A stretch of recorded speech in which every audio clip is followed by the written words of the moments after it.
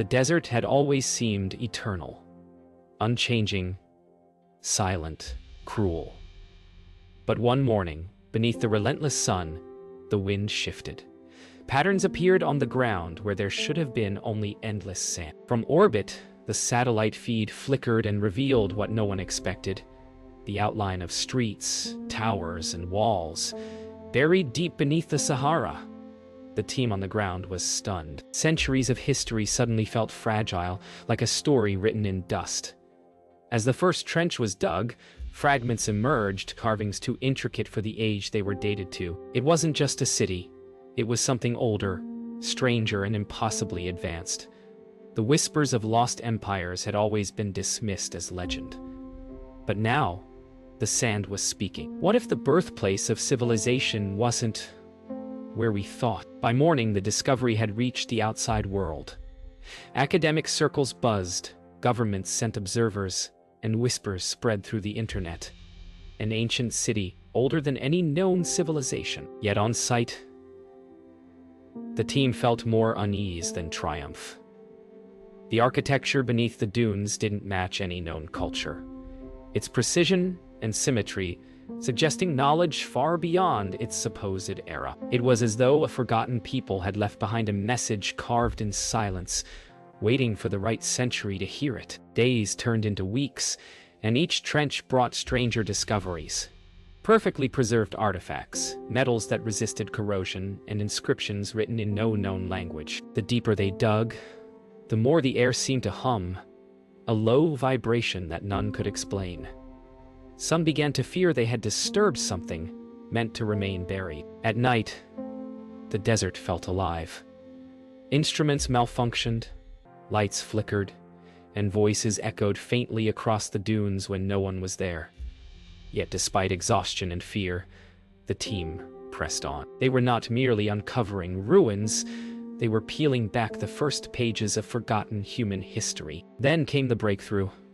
Beneath the largest trench, they unearthed a staircase spiraling downward, carved from a single piece of black stone. The air that rose from below was cool and ancient, untouched for millennia. When Amelia shone her lantern into the depths, it revealed walls engraved with patterns that pulsed faintly, as if alive. No one spoke. Humanity had found something that didn't belong to any known age. The first steps into the underground passage felt like trespass.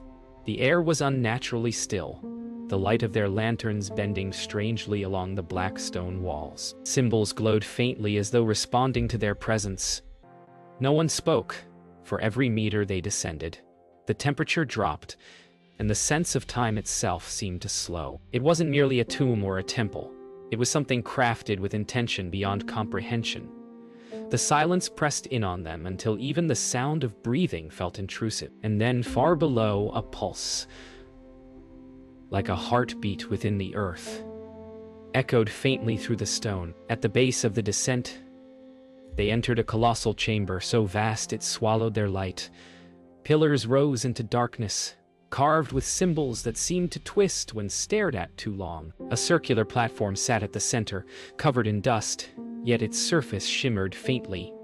Amelia's footsteps echoed like thunder as she crossed the floor. The walls bore depictions of celestial bodies, stars, comets, constellations, arranged in a pattern older than any known chart. Whoever built this place had looked to the heavens not for worship, but for knowledge. They began to map the chamber, documenting every line, every mark. But the instruments behaved strangely.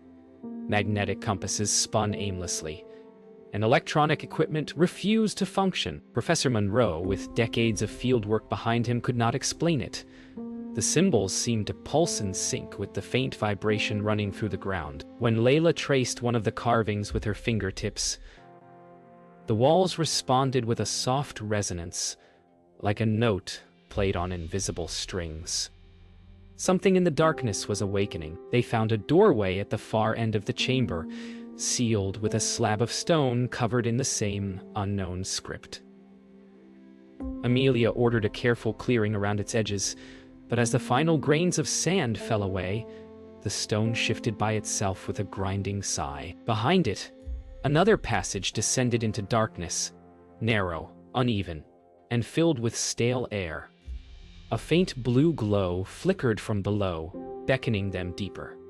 For a moment, no one moved. Then Amelia stepped forward, and history followed. The passage led them to a hidden chamber where a monolithic structure stood at its center, smooth, seamless, and humming softly. It was not made of stone, but of a material none recognized. Embedded within it was a sphere that emitted faint light, pulsing like a living heart. Around its base, carvings depicted humans gazing upward, reaching toward something descending from the sky. The implications were unbearable. Elias whispered that they were standing in the oldest record of human memory, one that predated every known civilization by millennia. For days they studied the monolith. Every test failed to identify its composition. It was neither metal nor stone. Its surface was warm to the touch, faintly vibrating as if alive. The carvings surrounding it told a story. Humans emerging from the stars, guided by beings of light, building cities that would one day be swallowed by the earth. The more they uncovered, the more impossible it seemed. Amelia realized that they were standing at the threshold of a civilization erased from memory, one that had written its own end into the stone. And yet, why had it been buried? Who decided that this truth must vanish beneath time itself? Late that night, Layla discovered a pattern hidden within the inscriptions, a sequence repeating across multiple walls. It wasn't a language but a form of mathematics, aligning perfectly with celestial coordinates. When mapped, the pattern pointed not to the stars above but to locations buried across the planet. Each point corresponded to a known archaeological site, all linked by one forgotten civilization. The realization sent a chill through the group. History had not evolved, it had restarted. Elias spent hours comparing the markings to ancient records. Every pattern, every design seemed to predate known architecture by tens of thousands of years.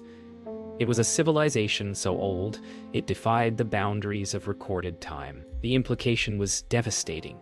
Humanity had built and lost an advanced world long before history began. As he read aloud the final translated line, a phrase emerged. "The first empire shall sleep until the world remembers its name." Suddenly the monolith responded. A pulse of light spread through the chamber, illuminating every carving. The vibration grew until sand trickled from the ceiling. Raj's equipment went dead, cameras and sensors blinking out one by one. The hum deepened into a resonant tone that felt alive, ancient, intelligent. Amelia shouted for everyone to step back, but it was too late. The sphere within the monolith brightened, projecting a cascade of images across the walls. Cities, oceans, stars, and the faces of people long gone. When the light faded, silence filled the chamber once more. Where the glowing sphere had been, only a smooth hollow remained. The air was thick with dust and awe. They had witnessed a message from a world erased by its own brilliance. Amelia knew that history could no longer remain as it was written. Humanity had not simply evolved from primitive roots, it had fallen from greatness and forgotten. The city beneath the sands was not a relic. It was a warning. The team emerged from the depths exhausted and silent. Above, the desert sky was heavy with storm clouds, rare and ominous. Amelia felt as if the air itself had changed. Communications that had been dead underground now buzzed with frantic messages. Universities, governments, and corporations all demanding answers. Yet none of them could understand what truly lay below. The sand trembled faintly beneath their boots, as if the buried city were breathing again after millennia of sleep. Whatever had awakened down there, it was not done with them. By dawn, officials arrived. Men and women in unmarked vehicles bearing flags of no nation. They claimed to represent international preservation councils, but their tone spoke of control, not protection. Amelia watched as soldiers set perimeter lights and sealed the entrance. Within hours, her research was confiscated. The world had finally taken notice, but not in the way she had hoped. What had begun as history's greatest discovery was quickly becoming its most dangerous secret. That night, the winds returned. The dunes groaned like a living thing. Beneath the sealed pit, faint tremors rippled outward. Amelia felt the vibration through the soles of her boots as she stood outside her tent, staring at the forbidden entrance. The monolith's pulse echoed in her memory, a rhythm that matched the tremors beneath the ground. Elias insisted it was tectonic, but deep down all of them knew better. The city was calling to them. Without permission, Amelia and her team decided to return below before it was too late. They slipped past guards in the pre-dawn darkness, carrying only lanterns and their will to know. The tunnel seemed changed, the air warmer, the faint glow returning to the walls as though sensing their presence. When they reached the monolith chamber, the floor was cracked, light spilling through the fissures. The hum was louder now, no longer distant but alive, like the sound of a sleeping giant about to wake. Then came the surge. The monolith erupted in light, the chamber trembling violently. Symbols along the walls ignited one by one, until the entire city beneath the sand was glowing, like a buried constellation. Outside, the desert split open, ancient structures emerging as if the earth itself remembered its shape. The team fell to the ground, shielding their faces from the brilliance. When the shaking ceased, silence returned. Through the settling dust, Amelia looked up and saw what had risen from the sands. Towers, streets, and statues, untouched by time. The lost empire had awakened. Dawn revealed what no eye alive had ever seen. The desert floor now shimmered with stone and shadow. A sprawling city reborn from beneath the sands. Streets, plazas, and colossal statues stretched toward the horizon, each untouched by erosion. It was as if time had paused, waiting for witnesses to return. The team wandered among the ruins in stunned silence. Inscriptions covered every wall, and strange metallic veins ran through the buildings, humming faintly like blood through ancient arteries. It was not simply a city. It was a machine, one that had slept for thousands of years and now stirred again beneath their feet. Exploration revealed murals that told a tragic story. The empire had once thrived with knowledge beyond comprehension, only to fall when its power turned inward. The murals showed cities consumed by their own creation, a light that devoured everything. Layla's voice trembled as she translated a single recurring phrase. "We reached for the stars, and the earth took us back." The same hum that had once filled the monolith now echoed faintly through the ruins, as if repeating that warning. Through eternity, Elias discovered a chamber filled with relics, tools, scrolls, and strange crystalline devices. They were impossibly well preserved, as though frozen in time. One crystal projected images when touched, people gathering in panic, the sky cracking with light, and the same monolith standing amid chaos. The empire had not merely died. It had sealed itself beneath the sands, choosing oblivion over survival. Humanity's first great civilization had ended by its own hand, terrified of what it had become. Outside, the storm had calmed, but the desert no longer looked the same. The city's outline stretched for miles, glittering with reflected light as if alive. Yet within that beauty was unease. The hum was growing louder again, resonating through every structure. The team realized the reawakening wasn't finished. The city was responding to their presence, as though remembering those who once ruled it. Beneath the surface, something vast was stirring. As night fell, the carvings throughout the city began to glow, tracing lines that connected streets and temples into one immense pattern, visible from above. It pulsed rhythmically, in time with the desert's subtle tremors. Elias whispered that it was a network, the entire city, a single living system awaiting a signal. Amelia felt a chill as she realized the truth. The awakening had only begun. They were not just uncovering the past. They were standing inside a message meant for the future. The city glowed through the night, casting the desert in a light neither natural nor human. Instruments registered energy levels that defied explanation. Amelia watched in silence as the streets pulsed like veins, each beat matching her heartbeat. Layla believed the city was speaking. Not with words, but with rhythm, a coded language of sound and light. The others dismissed it as coincidence, but deep down they all felt it too. The ruins were alive, aware of their presence. From the depths below came a distant echo.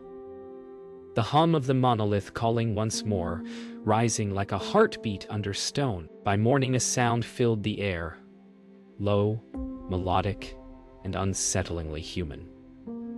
It resonated across the city like a chant from another age. The vibration was so deep it rattled their bones. Then, one by one, structures began to shift. Massive slabs of stone realigned themselves, revealing hidden corridors that glowed from within. Raj caught the moment on camera, his voice cracking as he whispered that the city was rebuilding itself. Amelia realized that this was not simply an awakening. It was a reset, a cycle repeating across eons.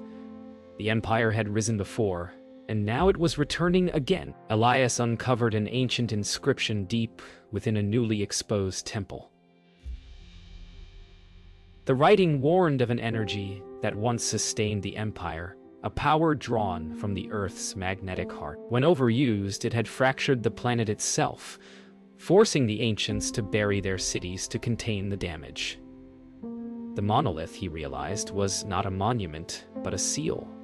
A warning left for future civilizations. If disturbed, it would awaken the same energy again.